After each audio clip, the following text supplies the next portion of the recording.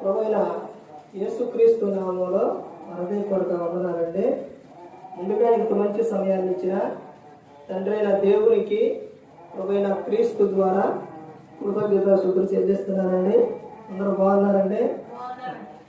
వాక్యం చదువుకొని ప్రార్థన చేసుకున్న తర్వాత పాఠంలోనికి వెళదామండి.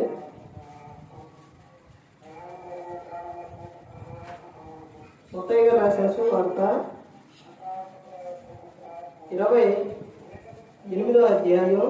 మత్తయి గారు రాసిన సువార్త 28వ అధ్యాయం 19వ వచనం నుంచి. కాబట్టి మీరు వెళ్ళి సమస్త జనులను శిష్యునిగా చేయండి, తండ్రి యొక్కయు కుమారుని యొక్కయు పరిశుద్ధాత్మ యొక్కయు నామములోనికి వారికి బాప్తిసం ఇచ్చుచు నేను మీకు ఏ సంగతులను ఆజ్ఞాపించుతును వాటన్నిటిని కైకొనవలెనని వారికి బోధించుడి.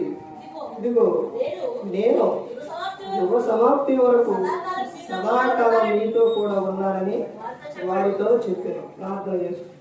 పరలోకమందున్న మా తండ్రి, పరిశుద్ధ ప్రేమ గల తండ్రి, గొప్ప తండ్రి, యెహోవా తండ్రి, ప్రియకుమారుడు యేసు క్రీస్తు ప్రభువు ద్వారా కృతజ్ఞతాస్తుతులు చెల్లిస్తున్నాం నాయన.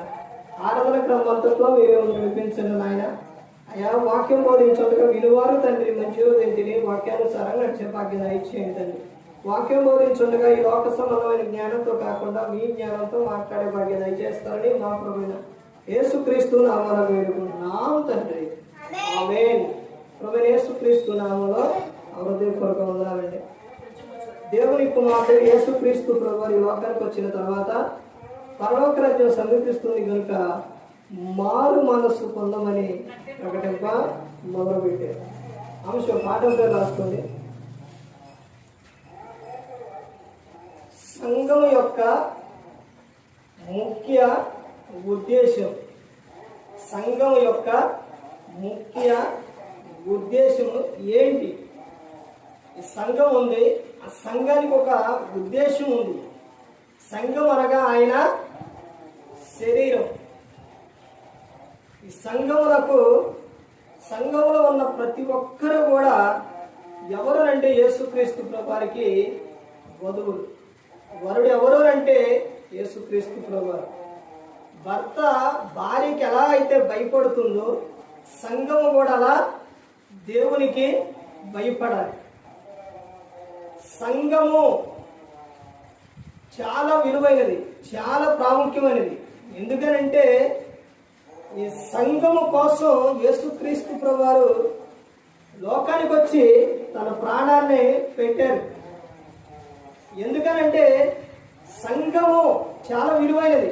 పేతురు గారితో చెప్తారు ఏమనంటే, ఇదిగో పేతురు, నా గొర్రెలను మేపు కాయము అని చెబుతారు. ఈ రోజున సేవకుడు సంఘానికి వస్తున్నాడు అని అంటే యేసుక్రీస్తు ప్రభువారు చెప్పిన మాట ప్రకారంగా ప్రతి ఒక్కరికి కూడా వాక్యం బోధించాలి, వారిని బలపరచాలి, వారిని సత్యమునందు ప్రతిష్ఠ చేయాలి, వారు ఈ లోకంలో ఫలించాలి, వారు బాగుండాలి, ఈ లోకం విడిస్తే పరలోకానికి చేరాలి అని సేవకుడు ఎంతో ప్రయాసతో వస్తారు. అనారోగ్యమైన బాధ అయినా ఏదైనా ఎన్నైనా కానీ ఆ సేవకుడు వచ్చేది ఎందుకనంటే ఆత్మలను కాయటకు, వాడని కాయటానికి. ఎందుకంటే యేసుక్రీస్తు ప్రభువారు చెప్పారు కాబట్టి. సంఘం యొక్క ముఖ్య ఉద్దేశం ఏంటంటే మత్తయి గారు రాసిన సువార్త 28వ అధ్యాయం 19వ వచనంలో చెబుతున్నారు. అయితే యేసు వారి యొద్దకు వచ్చి, పరలోకమందును భూమి మీద నాకు సర్వాధికారం ఇవ్వబడి ఉన్నది, కాబట్టి మీరు వెళ్ళి సమస్త జనులను శిష్యులుగా చేయుడి. సమస్త జనులను ఏం చేయాలి? శిష్యులుగా చేయుడి. భక్తులుగా చేయమని చెప్పలా.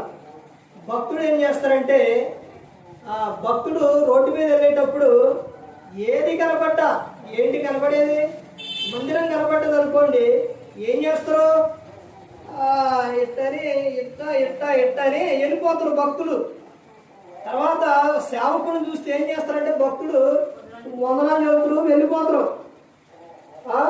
ఈ రోజున ప్రతి ఒక్కరూ కూడా ఎవరైనా కానీ భక్తులుగా ఉన్నవారు చేసే విధానం, చేసే పని ఇదే. కానీ ఎలా చేయమంటున్నారంటే శిష్యులుగా చేయమంటాడు. యేసుక్రీస్తు ప్రభువు ఏం చేయమంటాడు? ప్రతి ఒక్కరిని కూడా మీరు శిష్యులుగా చేయాలి. శిష్యుడు ఏం చేస్తారో తెలుసండి? భక్తుడు అంటే ఆ విధంగా చేస్తారు. శిష్యుడు ఏం చేస్తారు? ఎప్పుడు కూడా అంటి పెట్టుకొని ఉంటాడు, వదిలిపెట్టి వెళ్ళడు. తమ యజమానుణ్ణి వదిలిపెట్టి వెళ్ళడు. ఎప్పుడు కూడా అంటి పెట్టుకునే ఉంటాడు శిష్యుడు. అందుకనే చెబుతున్నారు, మీరు సమస్త జనులను ఏం చేయాలి? శిష్యులుగా చేయాలి. నాకు భక్తులు కాదు కావాల్సింది. ఎవరు కావాలి? శిష్యులు కావాలి. అందుకని యేసుక్రీస్తు ప్రభువారు 12 మందిని శిష్యులుగా ఏర్పరచుకున్నారు. అయితే వాటి వరకు ఎంతో మంది వచ్చారు, 70 మంది దాకా వచ్చారు.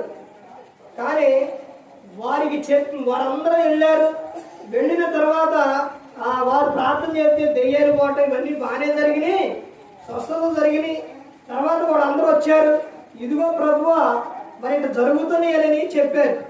అయితే బాగానే ఉంది కదా నాయన, ఇదిగో మీరు మరి ఈ విధంగా ఉండాలి, మీరు వీటి కోసమే కాదు, మీకు అక్కడ కూడా స్థలం సిద్ధపరిచి ఉంది అనేది కొన్ని చెప్పినప్పుడు ఎంతమంది ఉన్నారు అక్కడ? ఎంతమంది ఉన్నారండి? అందరూ వెళ్ళిపోయారు. ఇదిగో ఇరుకు ద్వారమున ప్రవేశించుడి అని చెప్పినప్పుడు, యేసుక్రీస్తు ప్రభువు కొన్ని విషయాలు చెప్పినప్పుడు 70 మంది ఉన్నారా? లేదు, వెళ్ళిపోయారు. ఎందుకు వెళ్ళిపోయారు అంటే దేవుని మాట ఇదిగో ఈ విధంగా ఉంటుంది. దేవుని మాట, దేవుని వాక్యం ఎలా ఉంటుంది అంటే అది గమనించుకోవాలి. ప్రతి ఒక్కరు కూడా హృదయంలో పెట్టుకోవాలి. దేవుని వాక్యం ఎలా ఉంటుంది అంటే, ఆయన మాట ఎలా ఉంటుందంటే పరిశుద్ధంగా ఉంటుంది. ఆయన పరిశుద్ధుడు కనుక నువ్వు పాపం చేయొద్దు. పాపం చేస్తే పాపం వల్ల వచ్చు జీతం మరణం. నువ్వు దొంగిలించవద్దు. నువ్వు దొంగతనం చేసావా అది నీకు ప్రమాదం. నీ గృహంలో ఆనందం ఉండదు. నువ్వు దొంగిలించి తెచ్చుకున్న దాంట్లో నువ్వు తిన్నా కానీ నీకు ఆనందం ఉండదు, నీ కుటుంబంలో సంతోషం ఉండదు. దేవుడు ఎవరిని ఆశీర్వదిస్తారంటే కష్టపడి పనిచేసే వారినే దేవుడు ఆశీర్వదిస్తారండి. ఒకరిని కోరుకున్నా, ఒకరిని ఎత్తుకొచ్చినా దేవుడు వాటిని ఆశీర్వదించడండి. దొంగిలించొద్దు అని 10 ఆజ్ఞల్లో ఒక 10 ఆజ్ఞలో ఒక మాట చెప్పిండు దేవుడు, దొంగిలించొద్దు. ఈ రోజున దొంగతనం ఎక్కువైపోతున్నాయి. అత్యాచారాలు, వ్యభిచారాలు, వీటితో పాటు ఇవి కూడా ఎక్కువైపోతున్నాయి. ప్రతి ఒక్కరు కూడా గమనించుకోవాలి, ప్రతి ఒక్కరు తెలుసుకోవాలి. ఆయన వాక్యము, ఆయన బోధ ఎలా ఉంటుందంటే ఆయన చెప్పినప్పుడు వాళ్ళందరూ వెళ్ళిపోయారు. చివరిగా యేసుక్రీస్తు ప్రభువు ఏం చెప్పారనంటే, అయ్యా మీరు కూడా వెళ్ళిపోవాలనుకున్నారా? 12 మంది శిష్యులతో చెప్పారు, వెళ్ళిపోవాలనుకున్నారా? వెళ్ళిపోండి అంటే అప్పుడు పేతురు గారు చెబుతారు, అయ్యా ఎక్కడికి వెళ్తాం అయ్యా, మేము ఎక్కడికి వెళ్తాం? నేను విడిచిపెట్టి జీవము గల మాటలు నీ యొద్దనే దొరుకుతాయి అయ్యా, నీ యొద్ద నుంచి మేము ఎక్కడికి వెళ్తాం అయ్యా అని పేతురు గారు చెబుతారు. చివరికి ఎంతమంది మిగిలారంటే 12 మంది శిష్యులుగా మిగిలారు. వారి ద్వారానే ఈ రోజున దేశమంతటా కూడా వారు అక్కడి నుంచి తలాచోట వారు వెళ్ళడం, సువార్తను ప్రకటించారు. అదే చూద్దాం. మొట్టమొదటి ఏంటంటే సంఘము సువార్త ప్రకటించాలి. సంఘము యొక్క ముఖ్య ఉద్దేశం ఏంటంటే సంఘము ఏం చేయాలంటే సువార్త ప్రకటించాలి. తర్వాత అక్కడే ఏమని చెప్తున్నారు, ఇంకా రిఫరెన్స్ కావాలంటే మార్కు సువార్త 16వ అధ్యాయం 15వ వచనంలో, తర్వాత అపోస్తలుల కార్యాలు 1వ అధ్యాయం 8వ వచనంలో కూడా సువార్త గురించి. అందులోని తర్వాత విషయం చూడండి, ప్రకటన గ్రంథం 2వ అధ్యాయం సంఘం యొక్క ముఖ్య ఉద్దేశం ఏమిటనంటే, ప్రకటన గ్రంథం 2వ అధ్యాయం 4వ వచనం చూడండి. అయినను మొదట నీకుండే ప్రేమను నీ వదిలితమని నేను నీ మీద తప్పు ఒకటి మోపవలసి ఉన్నది. మొదట నీకున్న ప్రేమను నువ్వేం చేశావు? వదిలిపెట్టావు. ఈ రోజున మొదటి ప్రేమ ఎక్కడ మొదలవుతుంది అంటే, ఎక్కడ మొదలవుతుందంటే మొదటి ప్రేమ ఎక్కడ మొదలవుతుంది? కొన్ని లోక సంబంధంగా ఒక విషయం అడుగుతాను. అమ్మాయి ప్రేమ మొదటిగా ఎక్కడ మొదలవుతుంది? ఇది కూడా బయట ఉన్న వ్యక్తులు తెలుసు. ఎక్కడ మొదలవుతుంది అంటే వారిని చూడంగానే మొదలవుతుంది మొదటిగా. అది లోక సంబంధమైన, దాని గురించి మనకు వద్దు. కానీ దేవుని ప్రేమ, మనిషి ప్రేమ సంఘంలోకి వచ్చినప్పుడు మొదటి ప్రేమ ఎక్కడ మొదలవుతుంది? ఎక్కడ మొదలవుతుంది? బాప్తిస్మం తీసుకునేటప్పుడు మొదలవుతుంది. బాప్తిస్మం తీసుకునేటప్పుడు ఏం చేస్తారనంటే, ఆ రోజున కొన్ని నిబంధనలు తీసుకుంటారు. ఆ నిబంధనలో ఒప్పుకొని తీసుకుంటారు. అప్పుడు ఒప్పుకుంటాడు. తర్వాత అప్పటి నుంచి దేవుణ్ణి ఏం చేస్తారంటే, ఇక చూడు నేను ఎంత రోషంగా ఉంటాను, మందిరం మారకుండా వెళ్తాను, ప్రార్థన చేస్తాను, వాక్యం చెబుతాను, దేవుడే నాకన్నీ, దేవుడే నా సర్వస్వం అని అంటారు. కాలం ముందుకు వెళుతూ వెళుతూ వెళుతూ ఉండగా ఏం చేస్తారంటే, క్రమక్రమంగా ఆరాధన మానేస్తారు.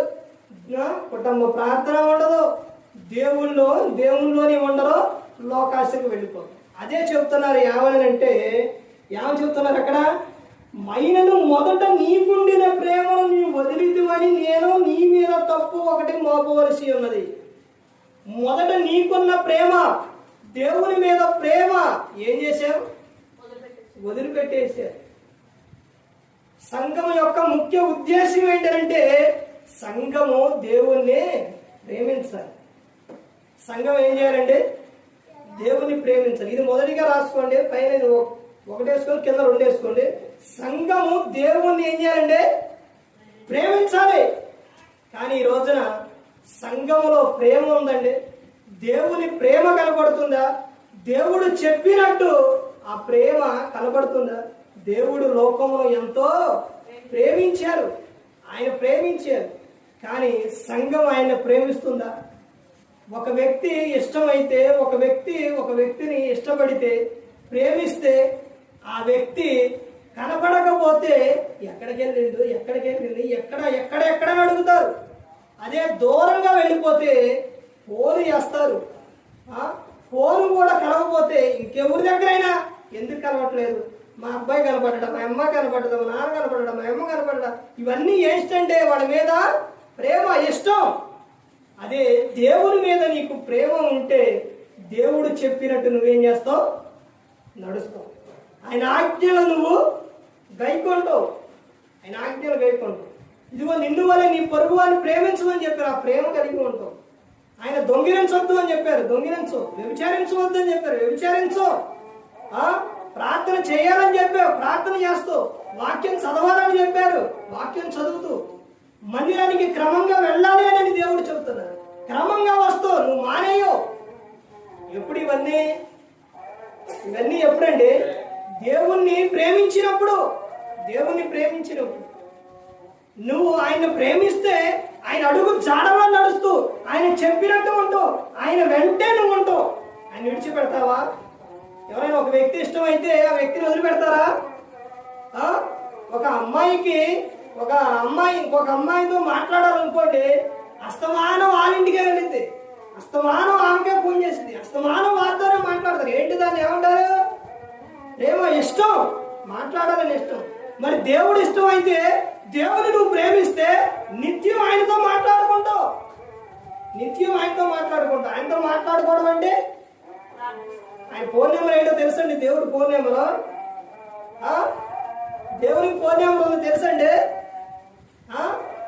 ఇర్మియా గ్రంథం 33:3 అంటే 3 ఇర్మియా 3:3 ఏముందండి అక్కడ?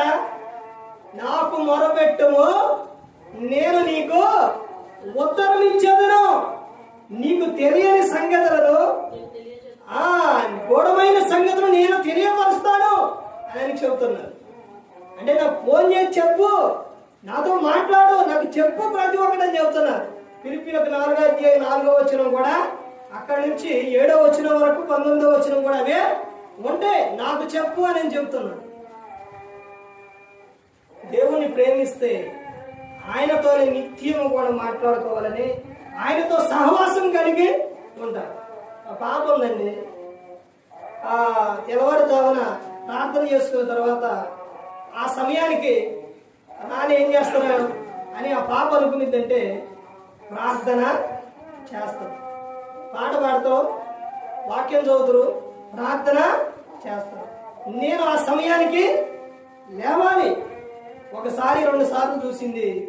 తర్వాత లోపలికి అక్కడైతే ఆ టయానికి లెగుస్తుందని పక్క గదిలో ప్రార్థన చేసి మరలా బైబిల్ ఆడపెట్టడానికి వెళ్ళినప్పుడు ఎప్పుడైతే ఆ మాట కాని శబ్దం ఎప్పుడైతే వస్తుందో టక్కన లేచేలా చూస్తుంది. చిన్న ఆ సమయంలో ఆ టైంలో ఉన్న మాట వినపడ చొప్పున పడ్డవాడు ఆడి నాన్న లేచిండు వచ్చిండు. మరి దేవుడు పాప ఒక వ్యక్తికి అంత ఇష్టం, ఆ తండ్రి మీద అంత ఇదిగా ఉంది కదా. మనందరపు తండ్రి, మనందరినీ లోకానికి పంపించిన ఆయన దేవుని ప్రేమ. ఇదిగో దేవుడు నా యొద్దకు ఆయన రావాలనుకున్నాడు, వస్తాడు. మా నాన్న నా తండ్రి నా యొద్దకు వస్తాడు, నేను ఆయనతో మాట్లాడుకోవాలి, నేను ఆయన చూడాలనే ఆలోచన నీకుందా? నువ్వు దేవుణ్ణి ప్రేమిస్తే క్రమంగా నువ్వు ఆరాధనకు వెళతావు, మందిరానికి వెళతావు, దేవుని మందిరాన్ని మానేయవు, నిత్యం ఆయనతో మాట్లాడుకుంటూ ఆయన వదిలిపెడతావు నువ్వు. అదే చెబుతున్నారు. మొట్టమొదటిగా నువ్వేం చేసావంటే నీలో ప్రేమ ఏమైపోయింది, వదిలిపెట్టేశావు. మొదట నీకున్న ప్రేమ లేదు అని చెబుతున్నారు. సంఘమా, ప్రకటన గ్రంథం అంతా కూడా అక్కడ ఏ సంఘం చెబుతుండో, ఎఫెసీలో ఉన్న సంఘపు దూతకు ఎలాగూ రాయము అని చెబుతున్నాడు. సంఘం, ఆ సంఘానికి చెబుతాడు సంఘం యొక్క ముఖ్య ఉద్దేశం దేవుని ఏం చేయాలి, ప్రేమించాలి, దేవుణ్ణి ప్రేమించాలి. తర్వాత విషయం చూడండి, ఇంకా ఏమని చెప్తున్నారు. అపోస్తలుడైన పౌలు గారు ఎఫెసీయులకు రాసిన పత్రిక, అపోస్తలుడైన పౌలు గారు ఎఫెసీయులకు రాసిన పత్రిక తీసానండి, 3వ అధ్యాయం 20-21 రెండు కలిసి ఉండి చూడండి.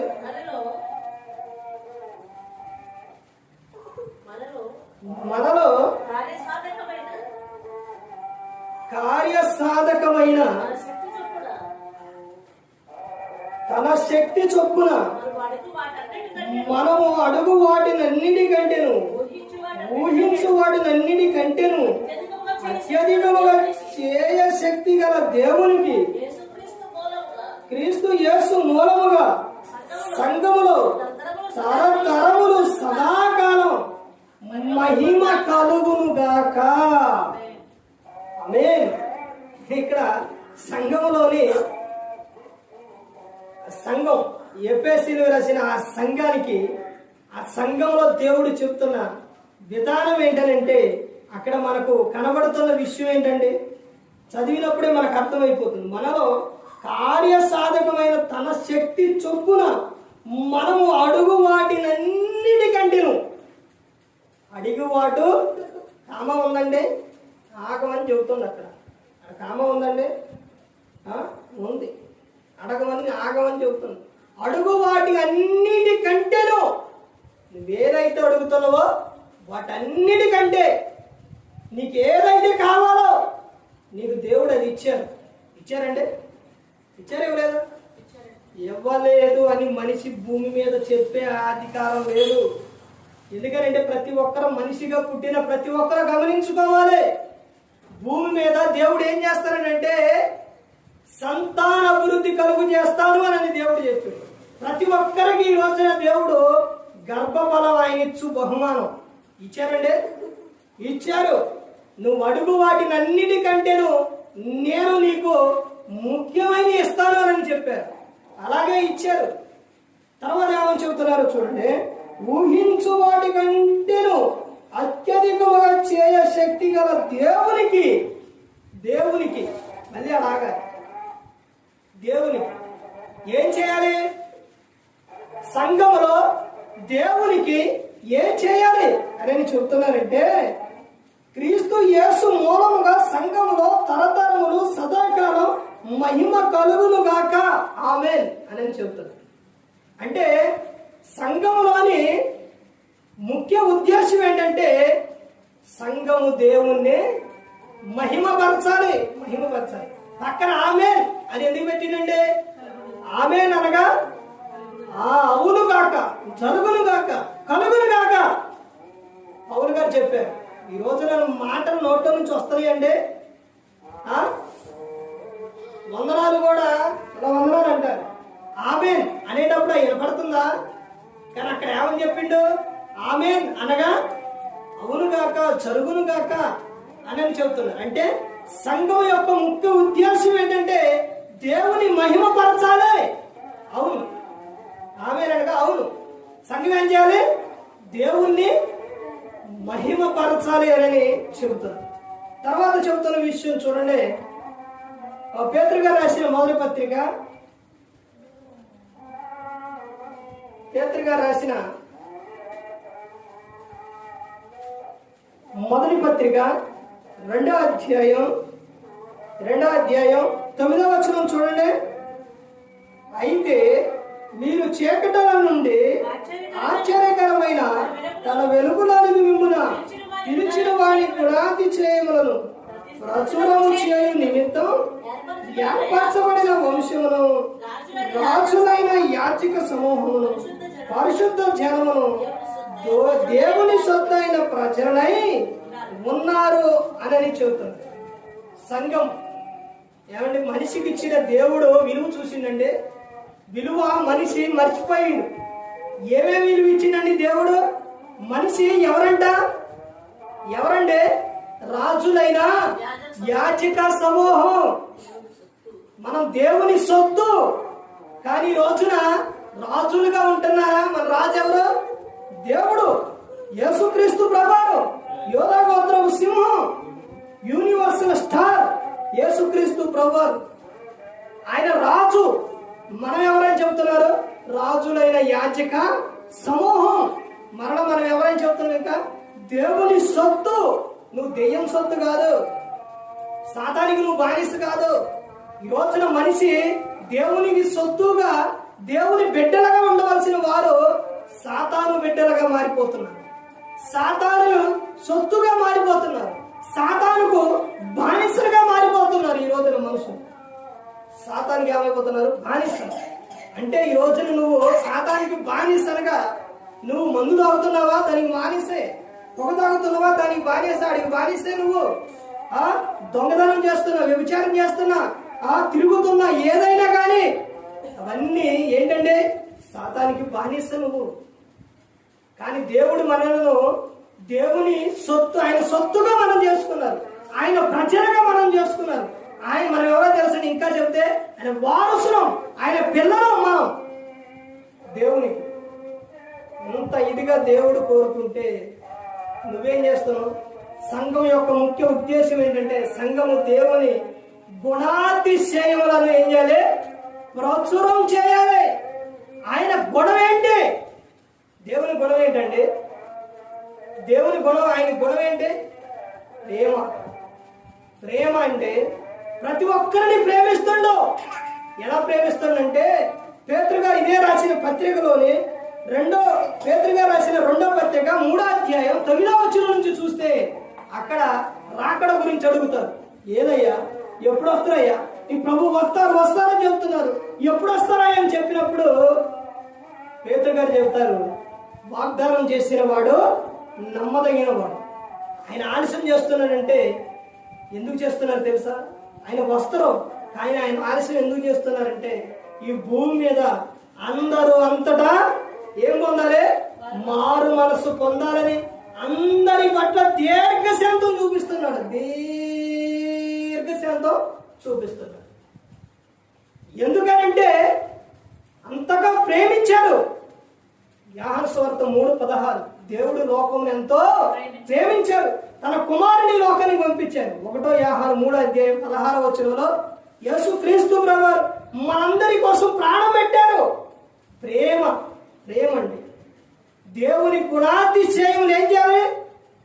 ప్రచురించాలి, చెప్పాలి. దేవుని ప్రేమ ఈ విధంగా ఉంటుంది.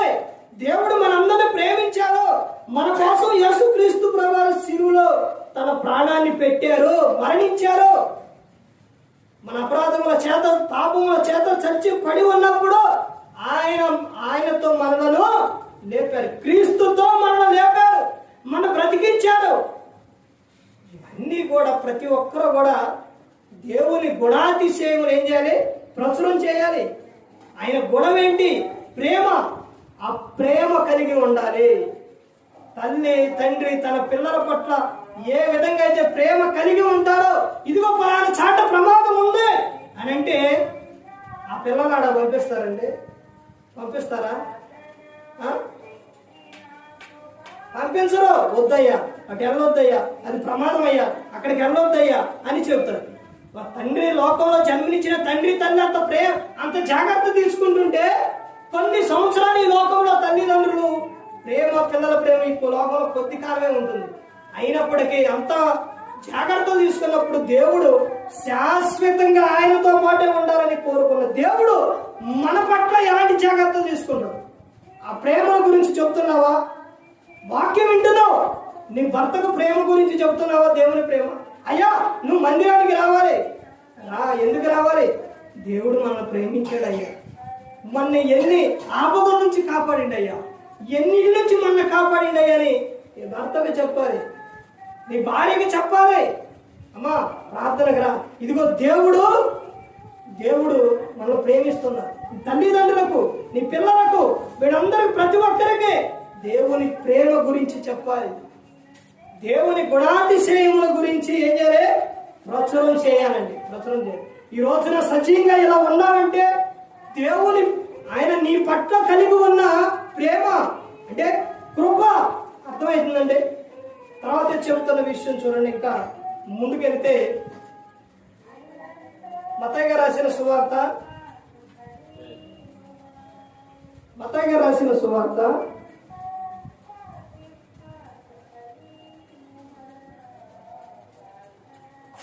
తీసారండి.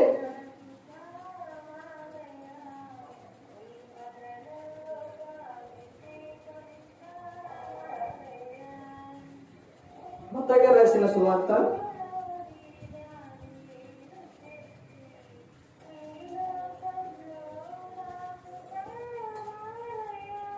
28వ అధ్యాయం. ఇందాక చదివిన వచనం వల్ల ఒకసారి చూడండి. 28వ అధ్యాయం 19వ వచనం చూడండి.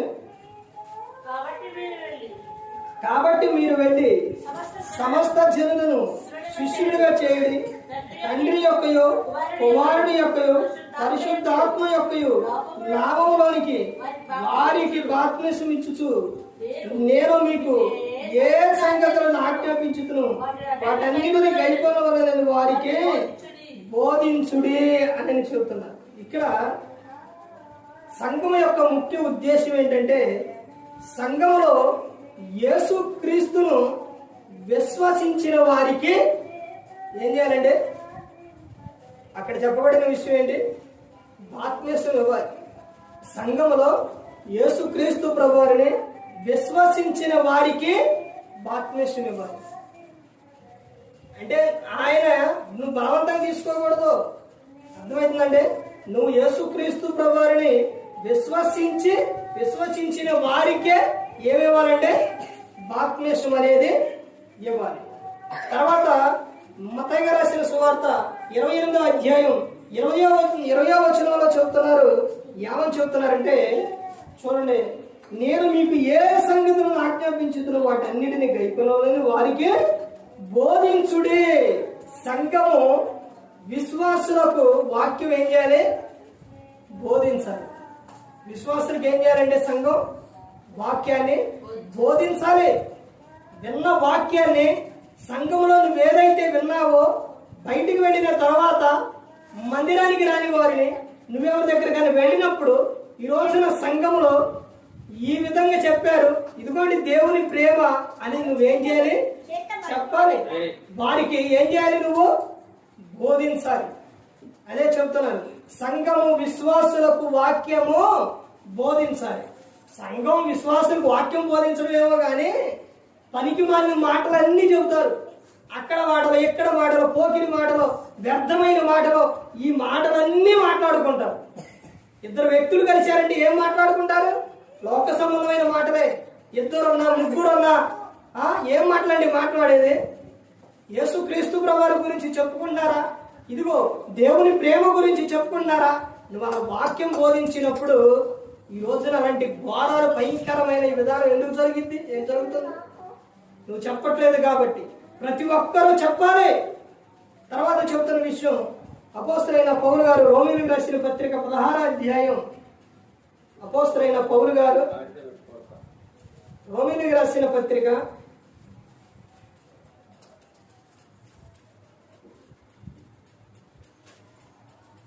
16వ అధ్యాయం 17వ వచనం.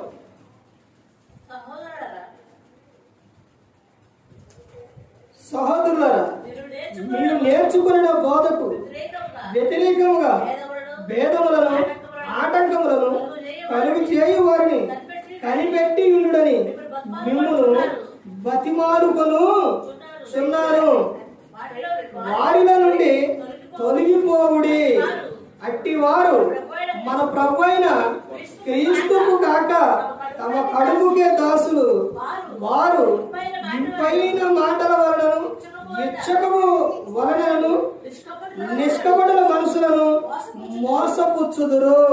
ఇక్కడ ఏముండాలి అని చెప్తున్నారంటే, సహోదరులారా, మీరు నేర్చుకున్న బోధకు వ్యతిరేకముగా భేదములను, ఆటంకములను కలుగు చేయు వారిని కనిపెట్టి ఉండుడని మిమ్మల్ని బతిమాలుకొనుచున్నాను. అనగా సంఘములోని ఏముండాలి అని చెబుతున్నారనంటే, మీకు అర్థం అవ్వాలనంటే, అపోస్తలుడైన పౌలు గారు కొరింథీయులకు రాసిన మొదటి పత్రిక విషయం చూడండి, అక్కడ అర్థమవుతుంది.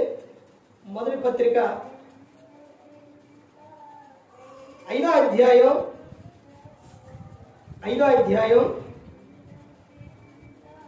1వ వచనం చూడండి. మీలో చారత్వం ఉన్నదని వదంతి కలదు. మీలో ఒకడు తన తండ్రి భార్యను ఉంచుకున్నాడట. అట్టి జారత్వం అన్ని చెరువులలో జరగదు అని చెబుతున్నారు.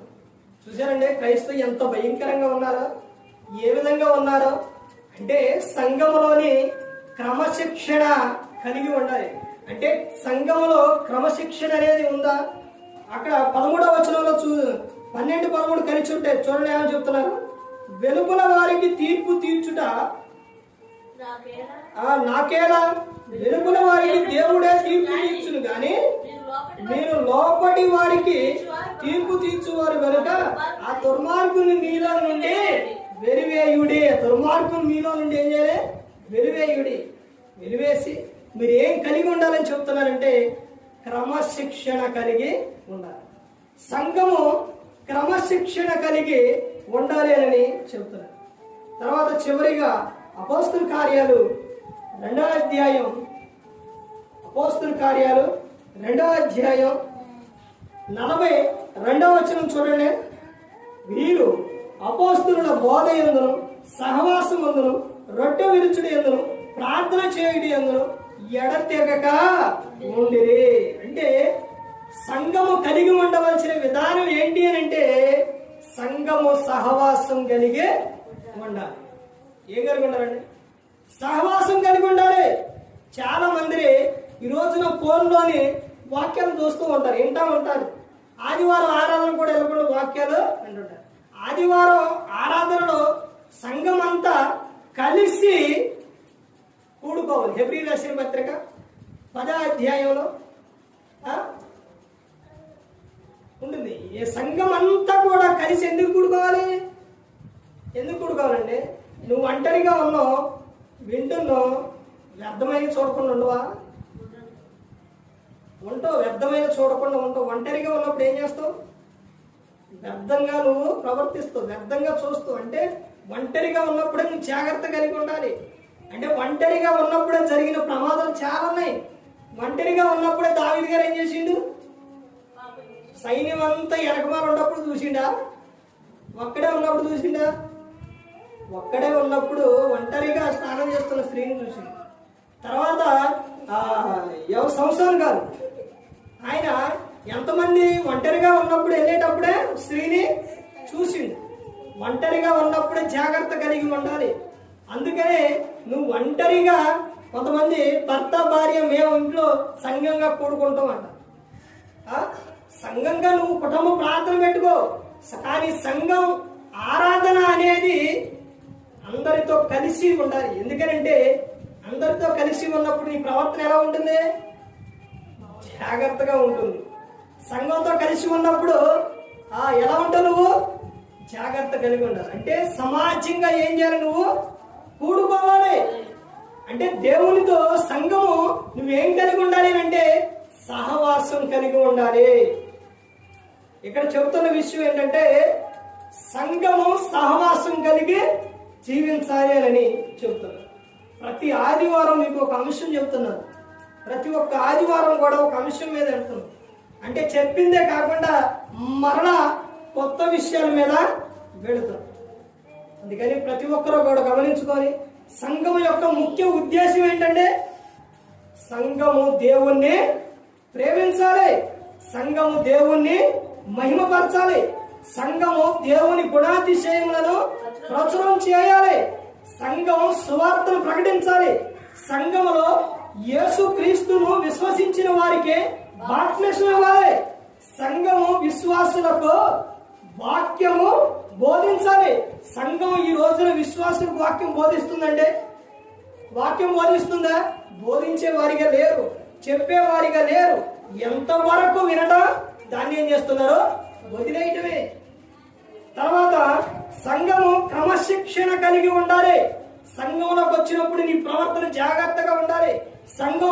సంఘానికి వెళ్ళినప్పుడు జాగ్రత్తగా వెళ్ళాలి. అంటే నువ్వు ఫలానా సమయం, ప్రార్థన సమయం, ఈ సేవకుడు ఈ సమయం పెట్టారు అని అంటే నువ్వు ఆ సమయానికి ఏం చేయాలి? రావాలి. ఏదన్నా ఒకసారి కొంచెం అర్జెంటుగా కుదరగా రాకపోతే తప్పదేమో కానీ నువ్వు ఎప్పుడు కూడా క్రమం అనేది సమయాన్ని తప్పించకూడదు. పిల్లల స్కూల్కి 8 గంటలకు వ్యాన్ వస్తుందంటే 8:30 రెడీ చేస్తారా? రెడీ చేయరు. 8:30కే ఇంకా పావు తక్కువ 8ంటికి ముందే పావు గంట అర్ధగంట ముందే ఉంటారు బయట. వ్యాన్ వస్తుందనంటే 8:30కి ఎందుకు తీసుకురా బయటికి? ఆ టైంకి ఏమైపోతుందండి? వ్యాను వెళ్ళిపోతుంది. కానీ ఆరాధన 10 గంటల కన్నా 9 గంటల కన్నా ఎన్ని గంటలకు వచ్చేది? ఈ రోజున ప్రతి ఒక్క చాట కూడా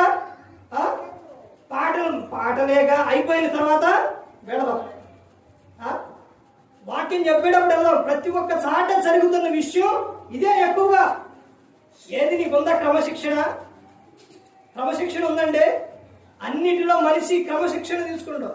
జాబ్కి వెళ్ళే విషయాల్లో 9 గంటలకు డ్యూటీకి వెళ్ళాలంటే నువ్వు ఎన్ని గంటలకు వెళ్తావు? 10 నిమిషాలు ముందే వెళ్తావు. ఎందుకని? అక్కడికి వెళ్ళి ఏం చేయాలి? మనం తంబేయాలి, లేకపోతే సంతకం సైన్ చేయాలి. కూలి పనికి వెళ్ళేటప్పుడు కానీ ఏ పనికి వెళ్ళినా దేనికైనా కానీ అన్నిటిలో ముందే ఉంటాను. కానీ దేవుని మందిరానికి వచ్చే విషయాలు నువ్వు ఎప్పుడు వెళ్తున్నావు? ఎప్పుడు వస్తున్నావు? క్రమశిక్షణ ఉందంటే సంఘం ఏం కలిగి ఉండాలని చెప్తున్నారు? క్రమశిక్షణ కలిగి ఉండాలి. తర్వాత సంఘము సహవాసం కలిగి ఉండాలి. రాండి ప్రార్థనకు వెళదాం. ఈ రోజున దేవుని మందిరం నీకు గుర్తుందా? ఈరోజు దేవుని ఆరాధన, ఈరోజు ఆదివారం, మనందరం వెళ్ళాలి. యేసుక్రీస్తు ప్రభువారు శిలువలో మరణించి సమాధి చేయబడి తిరిగి లేచిన తర్వాత మగ్దలేని మరియా ఇంకో కొంతమంది స్త్రీలు అక్కడ ఎప్పుడు వెళ్ళారంటే ఆయన దగ్గరకు మత్తయి గారు రాసిన సువార్త 28వ అధ్యాయం స్టార్టింగ్ లోనే ఉంటుంది. ఎప్పుడు వెళ్ళారు వాళ్ళు?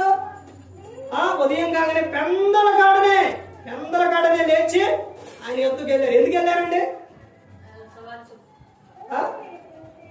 ఆయన చూడటానికి వెళ్ళారు. చాట ఒక విశ్వాసి పక్కననే ఒక వ్యక్తి, కొంతమంది సేవకుడు, ఇంకొక వ్యక్తి పక్క ఆడ కూర్చున్నప్పుడు ఆ విశ్వాసి చెబుతుండండి, బైబుల్లో రిఫరెన్స్ చెబుతుండో,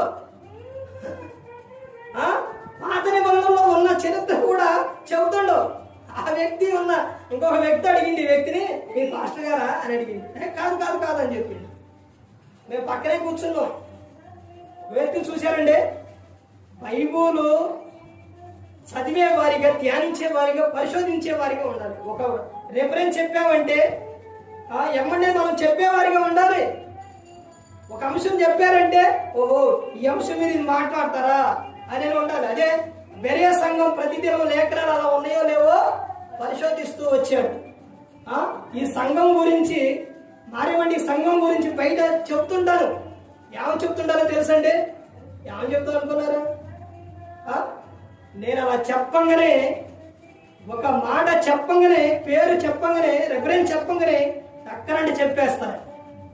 వారు వాక్యంలో ఆ విధంగా ఉన్నారు. వాక్యంలో ఆ విధంగా ఉన్నారు.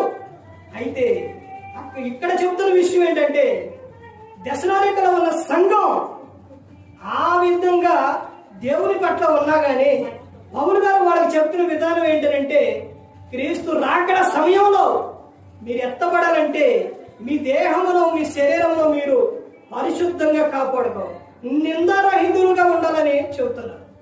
ఇంత చక్కగా చదివేవారు, ఇంత చక్కగా పాటలు పాడేవారు, వాక్యాలు చదివేవారు, వింటున్నవారు మీరు ఇంటికి వెళ్ళిన తర్వాత లోక సంబంధంగా ఉంటే మీరు చేసిన ఇవన్నీ కూడా ఏమైపోతాయి? అర్థమైపోతాయి. సేవకుడు చెప్పారు, ఇంత నోట్స్ ఈ విధంగా రాసుకుంటారు. ఉదయం నుంచి సాయంత్రం వరకు నోట్స్ రాసుకున్నారు, క్లాస్ వింటున్నారు. మీరు ఇంటికి వెళ్ళిన తర్వాత మీ నోరు కంట్రోల్లో లేకపోతే ఆ బుక్ మొత్తం ఎక్కడ పడేసినట్టు? చెత్త కుప్పలో పడేసినట్టే. మీ ప్రవర్తన సరిగా లేకపోతే అని చెప్పారు. మన ప్రవర్తన సరిగా ఉండాలండి. ఇక్కడ ఎలాగైతే కలిగి ఉంటామో సంఘంలో సహవాసం కలిగి ఉన్నప్పుడు వందనాలు, పక్కెవడు ఉన్న వాళ్ళకు వందనాలు, తర్వాత చక్కగా మాట గాని, ప్రవర్తన గాని అన్ని ఎలాగైతే ఉన్నాయో, ఎలాగైతే సహవాసం కలిగి ఉన్నావో బయటికి వెళ్ళిన తర్వాత కూడా నీ ప్రవర్తన, నీ సహవాసం అలాగే ఉండాలి. సంఘము సహవాసం కలిగి ఉండాలి. సంఘం యొక్క ముఖ్య ఉద్దేశం ఏంటంటే ఇవ్వండి. సంఘం యొక్క ముఖ్య ఉద్దేశం ప్రతి ఒక్కరు గమనించుకోండి. ఏ ఒక్కరు కూడా నశించి నరకానికి వెళ్ళిపోకూడదు. యేసుక్రీస్తు ప్రభువు ఈ లోకానికి వచ్చి మనందరి కోసం సిలువలో తన ప్రాణాన్ని పెట్టాడు. ఆయనతో ఎప్పుడు నిత్యం కూడా సహవాసం కలిగి ఉన్నప్పుడు నువ్వు ఆనందంగా ఉంటావు, సంతోషంగా ఉంటావు. నీ ఏ బాధ అయినా, ఏ సమస్య అయినా, ఏదైనా దేవునికి చెప్పుకున్నప్పుడు యేసుక్రీస్తు ప్రభువు ద్వారా ప్రతి అవసరం కూడా తీరుస్తారు. ఆయన పట్ల ఎప్పుడు ఎల్లప్పుడూ నిత్యం నమ్మిక ఉంచండి, విశ్వాసం కలిగి ఉండండి. ఈ లోకంలో ఉన్నంత కాలం కూడా ఆయన యందు భయము, భక్తి కలిగి ఉండాలి. మానవ కోటికి ఇదే విధి ఏంటండి? ఆయన యందు భయము, భక్తి కలిగి ఉండాలి. నేను ప్రతి ఒక్కరు గమనించుకోండి. ప్రతి ఒక్కరు కూడా దేవుని యందు భయభక్తులు కలిగి పరిశుద్ధాత్మ మాట ఏంటూ హృదయశుద్ధిని కాపాడుకుంటూ క్రీస్తుని పోలి నడుచుకున్నప్పుడు ఈ లోకం విడిచిన పరలోకానికే చేరుకుంటారు. మరి ఈ విధంగా నిలబెట్టి మాట్లాడించిన తండ్రి దేవునికి కృతజ్ఞతలు చెల్లిస్తూ ఇంతవరకు శ్రద్ధగా ఉన్న మీకు ప్రభు పేట హృదయపూర్వకంగా చెల్లిస్తూ ఈ మాటలు ముగిస్తున్న అందరికీ వందనాలు.